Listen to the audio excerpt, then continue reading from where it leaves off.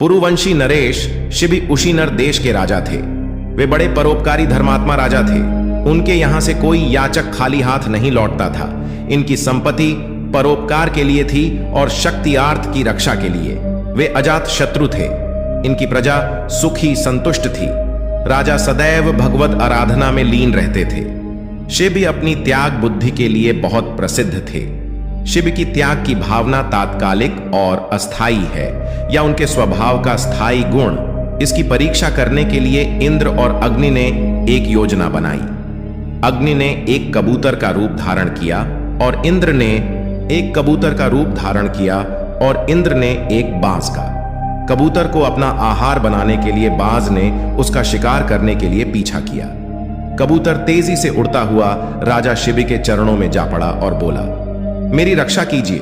शिबि ने उसे रक्षा का आश्वासन दिया। पीछे पीछे बाज भी आ पहुंचा। उसने शिबि से कहा, महाराज, मैं इस कबूतर का पीछा करता आ रहा हूं और इसे अपना आहार बनाकर अपनी भूख मिटाना चाहता हूं। यह मेरा भक्ष्य है, आप इसकी रक्षा न करें। शिबि ने बाज से कहा, इस पक्षी को अभय प्रदान किया है, इसे कोई मारे यह मैं कभी सह नहीं सकता। तुम्हें अपनी भूख मिटाने के लिए मांस चाहिए, सो मैं तुम्हें अपने शरीर से इस कबूतर के वजन के बराबर मांस काट कर देता हूं। उन्होंने एक तराजू मंगवाई और उसके एक पलड़े में कबूतर को रख दिया। दूसरे पलड़े में महाराज शिबि अपने शरीर से मांस काटकर डालने लगे। काफी मांस काट डाला, किंतु कबूतर वाला पलड़ा तनिक भी नहीं हिला और अंत में महाराज शिबि स्वयं उस पलड़े पर जा बैठे और बाज से बोले, मेरा पूरा शरीर तुम्हारे सामने है, आओ भोजन करो।